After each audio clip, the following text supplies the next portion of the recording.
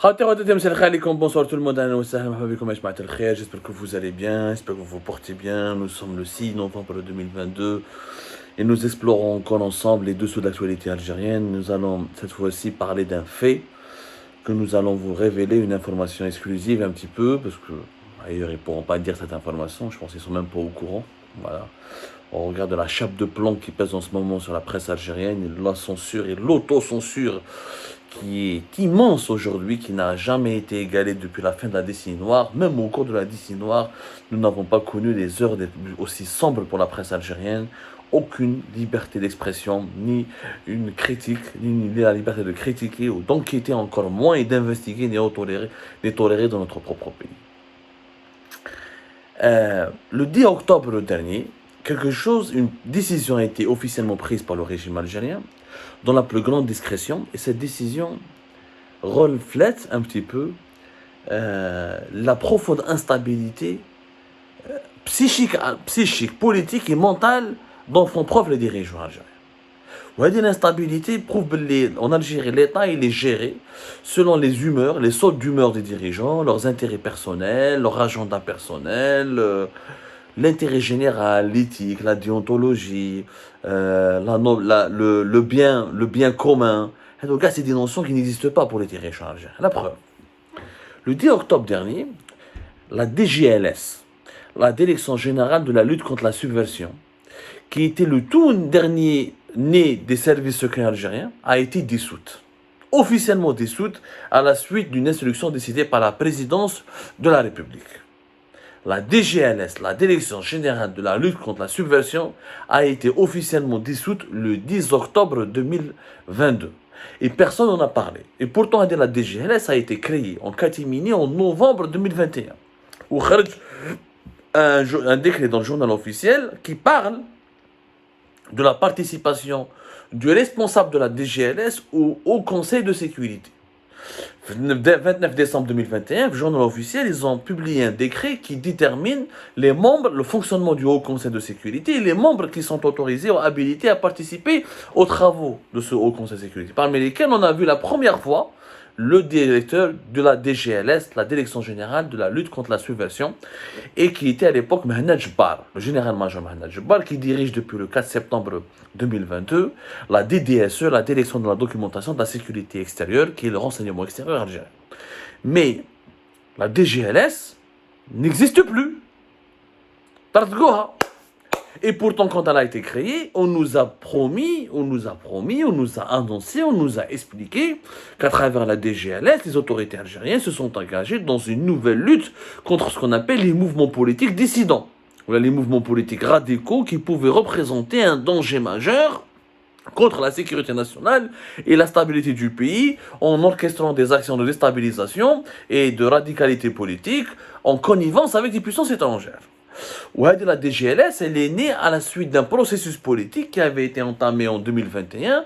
C'est le fameux processus de l'utilisation, de l'instrumentalisation du terrorisme pour réprimer le MAC et Rached, qui étaient considérés, les deux mouvements politiques étaient considérés comme les deux premières et seules sources de danger contre la sécurité nationale, et comme étant les deux mouvements qui voulaient profiter du Hirak et de la contestation populaire pour renverser le régime, le pouvoir algérien, et créer la zizanie, l'anarchie et l'insécurité dans le pays.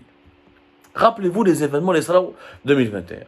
19 mai 2021, le MAC, le Mouvement pour l'autonomie de la Kabylie, qui ne réclame plus l'autonomie puisqu'il réclame l'indépendance de la Kabylie, le Mouvement pour la Kabylie, le MAC, le Mouvement pour l'autonomie de la Kabylie, a été classé officiellement comme mouvement terroriste. À ses côtés, Rached, l'organisation islamiste fondée par les anciens partisans et membres du FIS, du Front islamique du salut des années 2000, qui a été Rached, donc qui a fait les années 90, le FIS était fait les années 90, Rached qui a été créé, propagé, propulsé fait les années 2000, a été classée elle aussi officiellement comme étant un mouvement terroriste.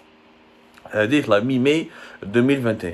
Le 30 mai 2021, un conseil des ministres adopte une nouvelle loi qu'on appelle la modifiant l'ordonnance numéro 156 du 8 juin 1966 qui porte code pénal dans le but de renforcer le système juridique de lutte contre le terrorisme. Cette modification du code pénal, elle permet de criminaliser et de considérer comme un acte terroriste les activités politiques menées par les mouvements là, dans le cadre du militantisme au sein ou là, en faveur des mouvements Rached et le MAC. Donc 18 mai, ils ont été classés organisations terroristes. 30 mai, on modifie le code pénal algérien pour carrément qualifier de terroriste, pour qualifier de terroriste tout militantisme au sein de ces deux organisations politiques. Et à la fin du mois, en novembre 2021, on crée la DGLS, qui est officiellement chargée de lutter, de démanteler ces deux mouvements, de réduire leur influence et de se prévenir et de protéger la sécurité du pays contre ces deux mouvements-là. Et on nous avait vendu durant toute l'année 2021 ces deux mouvements comme étant des mouvements hyper dangereux, hyper structurés, financés par le Maroc, financés par le Qatar, financés par la France, Israël. On nous a chanté toutes les chansons les plus maléfiques pour faire peur aux Algériens et aux Algériens. La DGLS d'ailleurs, quand elle a travaillé novembre 2021, Mehna Djebbar jusqu'à ce qu'il devienne patron de la DDSE. Le 17 février 2022, publication de la première liste de terroristes, de personnalités terroristes, qui comprenaient les fameux Mouradina, Zeto, Hicham Aboud, Amir DZ, et des membres de Rached et des membres du MAC, de 16 personnalités. Ça a été le 17 février 2022. La DGLS a travaillé normalement. Il y avait d'ailleurs plusieurs dizaines d'officiers, la police, la gendarmerie, la DCSA, les anciens officiers des services qui travaillaient sous la coupe de Mehna Djebbar. Sauf que depuis le 10 octobre 2022, lors de la dissolution de la DGLS, d'abord, ce qui prouve que la DGLS ne servait à rien. Ça a été juste créé pour permettre à Mehna Djebbar de revenir aux commandes, de revenir au pouvoir. Comme maintenant Mehna Djebbar est à la tête de la DDSE, la DGLS n'a plus aucun sens. Donc, le pouvoir algérien a confirmé que Tebboune a créé cette DGLS juste pour ramener Mehna Djebbar. Parce que Mehna Djebbar, qui devait revenir au sein des services, à l'époque, en 2021, Mehna Djebbar, je rappelle qu'il a fait de la prison jusqu'à l'été 2020. Il a été libéré, je pense, en juillet 2020, si je ne me trompe pas, après avoir été emprisonné à l'époque de Gaïd Salah en octobre 2019, si je ne me trompe pas. Voilà, il a été libéré fin juillet, le 24 juillet. Le 24 juillet 2020, il avait fait de la prison à l'époque de Gaïd Salah, donc il a été réhabilité à partir de 2021. Voilà, depuis le 21, il a été emprisonné le 21 octobre 2019. Comme Saïd Chengriha ne voulait pas du retour de Mehna Djebbar, il voulait bloquer le retour de Mehna Djebbar et que l'état-major d'un pays, notamment Saïd Chengriha, avait peur du retour en force des généraux des années 90, les officiers, les disciples, les élèves de général Taufer. Il avait peur qu'ils vont prendre le pouvoir, ils vont s'emparer du pouvoir, ils vont se retourner contre lui ou ils vont le renverser. Il a tout fait pour bloquer, pour que Mehna Djebbar ne revienne pas ni à la tête de la DGSI, Direction Générale de la Sécurité Intérieure, ni à la tête de la DDSE, ni à la tête de... Parce que Mehna Djebbar, il a été présenté depuis 2021 comme coordinateur des services secrets algériens. Il devait être le premier patron des services secrets algériens. Il n'a pas pu le devenir, donc Tebboune, pour calmer la situation, pour rassurer Chengriha et pour ne pas brusquer Chengriha, il essaye de réhabiliter Mehna Djebbar. Il a réhabilité Mehna Djebbar tout en rassurant et en respectant les vœux de Chengriha. Il lui donne donc la DGLS. Chengriha ne veut pas de lui les services, on lui crée un nouveau service, qui est la DGLS. La DGLS, elle est restée inopérationnelle pendant une bonne partie de l'année 2022, parce que le recrutement était bloqué. Quand Mehna Djebbar demandait tel ou tel officier, Saïd Chengriha, il intervenait, il disait non, moi je veux pas, il émettait son veto. Mbadika a été rattachée directement à la présidence, donc elle ne pouvait pas travailler avec l'armée, elle travaillait qu'avec la présidence et certaines directions des services secrets. Mehna Djebbar, il essayait de s'imposer au sein du Haut Conseil de sécurité pour contrebalancer le pouvoir de Chengriha. Chengriha manœuvrait toujours dans les coulisses pour limiter l'influence et le pouvoir de Mehna Djebbar. C'est-à-dire la guerre des clans.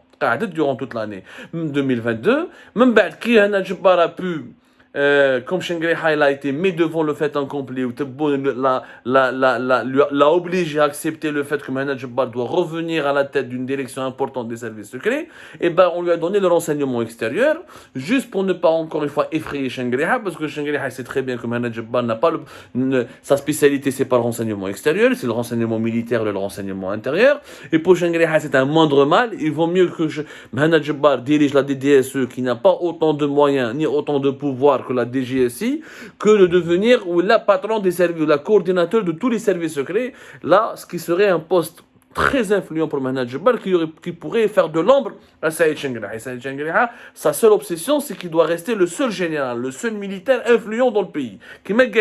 Personne ne doit le déranger son pouvoir, personne ne doit défier son pouvoir, il doit partager le pouvoir avec personne. Parce qu'il a peur de le partager ce pouvoir, ensuite de le perdre. Oui, Dorwale. Maintenant, la DGLS qui ne sert plus à rien parce que Mohamed Jabbar a fait des DSE. Ils l'ont supprimé. Donc, on a créé un service secret. On lui a donné des moyens, des budgets. On l'a intégré au Conseil de sécurité juste pour les beaux yeux d'un général-major qui s'appelle Mohamed Jabbar et pour ne pas offusquer ou pour ne pas inquiéter ou énerver un autre général qui est le patron de l'armée algérienne, Saïd Shengriha. Regardez comment le pays fonctionne. Non, Shaib. C'est une honte. Le problème, c'est qu'en procédant à la dissolution de la DGLS, une dizaine d'officiers maintenant sont perdus, ils n'ont plus de travail. Parce que, ou ils doivent réintégrer la DDSE, ou plusieurs officiers ne pouvaient plus réintégrer la DDSE, parce que Mohamed Jabbar Mardachi Jipo Mahaga, parce que la DDSE c'est le renseignement extérieur, c'est des postes à l'étranger, c'est des connaissances il faut maîtriser certaines langues, des langues étrangères, il faut connaître des dossiers géopolitiques, il faut travailler à l'étranger. C'est pas le cas de plusieurs officiers de la DGLS, les Kanouma. Donc beaucoup de ces officiers, nous allons sortir leur nom prochainement, n'ont pas pu être intégrés. Ils ne pouvaient plus revenir vers leurs postes originaux. Certains venaient de la DCS, d'autres de la gendarmerie, d'autres de la police, ils ne pouvaient plus revenir parce que Saïd Shengriha, il a fait en sorte de les massacrer leur carrière et de les bloquer. Comme ça, il envoie un message sévère à tous ceux qui rejoignent Mohamed Jabbar en leur disant: si vous choisissez le camp et le clan de Mohamed Jabbar, vous allez choisir la fin de votre carrière et vous allez enterrer vos propres ambitions personnelles et vous allez rejoindre le camp des perdants. Donc ils ont été bloqués. C'est que Mohamed Jabbar n'a pas pu tous les récupérer. ولا محاصلين الناس راهم بلا شهريات ما بالهمش ce qu'ils vont travailler, ce qu'ils vont pouvoir travailler, comment ils auront leur retraite, راهي مخلطه بكرع كلب كما نقولوا بالجزائريه. En plus, الحكايه تاع مور لا ديسوليسيون de la DGLS, الحكايه تاع الماك وتاع راشد elle a disparu. Vous n'avez pas remarqué, maintenant on parle plus de Mac, on parle plus de Rachid. D'ailleurs, plusieurs détenus du Hira qui étaient soupçonnés de participer aux actions du Mac ou de Rachid ont été libérés récemment au mois d'octobre. Parce que l'hakayat à Rachid et du Mac ne sert plus à rien. Les arrestations ont commencé à baisser, les perquisitions ont commencé à baisser, les harcèlements contre les sympathisants de Rachid et du Mac ont commencé à baisser. Puis pourquoi? Parce que l'instrumentalisation de ces deux mouvements dans le champ politique algérien ne sert plus à rien. Le Hirak a disparu. La rue, elle est contrôlée. Tebboune, il a renforcé son pouvoir. Shengriha, il a renforcé son pouvoir. Il n'y a pas de contestation populaire. Aujourd'hui, il n'y a que des problèmes économiques, des problèmes sociaux. Il n'y a plus de problèmes politiques. Donc le Mac et Rachid, c'est pas la peine de les utiliser comme des épouvantails pour faire peur aux Algériennes et aux Algériens. Le disque, il est rayé. Il ne sert plus à rien. Classe, il ne sert plus à rien. Des dizaines de personnes ont été incarcérées, emprisonnées. D'autres encore sont en prison. Vous allez voir qu'ils seront obligés de les relâcher. Sans aucun fondement, sans aucun dossier solide, sans aucune preuve. Et lui, on a prouvé que ni le MAC ni Rachid sont deux petits mouvements qui ne sont pas structurés, qui ne sont pas très influents, à l'exception d'une influence limitée ou d'une influence relative sur les réseaux sociaux et sur la scène médiatique. Mais dans la réalité, ni le MAC ni Rachid ne peuvent mobiliser 10 000 personnes dans la rue. Et pourtant, on a mis des centaines de personnes en prison au nom de la lutte contre le MAC et Rachid. Et le principal instrument de lutte et de surveillance de ces deux mouvements, qui est la DGLS, la Direction Générale de la Lutte contre la Subversion, a été dissoute. Classe. L'histoire est terminée, la chanson, c'est fini la fête. C'est bon. Fini la récréation. Chacun reprend sa place. Pas la classe. Il a fait le sommet il a fait le sommet de la Ligue arabe. Maintenant, Tebboune pense à son deuxième mandat. Il se dit, il n'y a pas de problème sur le front interne. Je contrôle tout. Plus de Hirak. L'opposition, elle est dissolée. Elle est classe. Le LCD, les partis de l'opposition sont totalement verrouillés. Ils sont totalement sous contrôle. La liberté d'expression est totalement supprimée dans notre pays. Il n'y a pas de problème. Donc, Tebboune pense à la scène internationale et à comment soigner son image et bénéficier d'appui pour préparer son deuxième mandat. Ou l'armée algérienne, elle pense à autre chose, à comment se réarmer, à comment se préparer à une éventuelle guerre contre le Maroc, et à comment s'adapter au monde très tendu qui assiste depuis le début de la guerre en Ukraine. Donc, l'histoire du MAC et de Rachid a été abandonnée. Elle ne sert plus à rien, là, ça est destiné à la consommation interne. Voilà comment pendant pratiquement 2 ans, 2021 et 2022, nous avons, les dirigeants algériens ont instrumentalisé la pseudo-question du terrorisme, des pseudo-mouvements terroristes, pour finalement enterrer cette instrumentalisation qui n'a plus lieu d'être, puisqu'il y a d'autres priorités, il y a d'autres problèmes à régler. Et pourtant, pendant ce temps-là, on a créé un nouveau service, on a recruté de nouveaux officiers, on leur a donné des budgets, des prérogatives.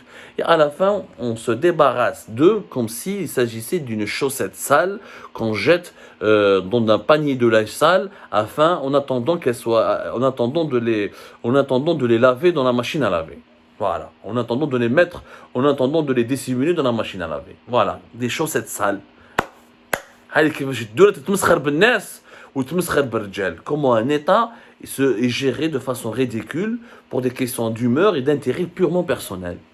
Sans parler, bien sûr, des conséquences graves sur les personnes qui ont été emprisonnées, incarcérées injustement au nom de la lutte contre le MAC et Rachid. Et beaucoup de ces personnes étaient des sympathisants, mais qui étaient des militants totalement pacifiques, et d'autres qui n'avaient strictement aucune activité politique avec ces mouvements-là, pour un simple post sur Facebook, ou là pour un simple échange sur Facebook Messenger avec des militants du MAC et de Rachid, ils se sont retrouvés en prison. Et aujourd'hui, comment on va faire de ces innocents? Est-ce qu'on va les indemniser? Comment on va les relâcher? Comment on va leur permettre de se réinsérer dans la société? Gravissime. Tebboune a offert le MAC ou Rachid, Majib Louel pour son deuxième mandat, ou Majib Louel pour conserver le pouvoir en Algérie. Donc, il se débarrasse de ce disque, il le jette dans les poubelles. Merci qui? Merci qui? Voilà comment on gère l'Algérie. Voilà comment la nouvelle Algérie elle est gérée. Voilà comment on crée un service secret et on l'enterre même pas une année après. C'est tout simplement malheureux, catastrophique, révoltant. C'est du jamais vu depuis l'indépendance du pays.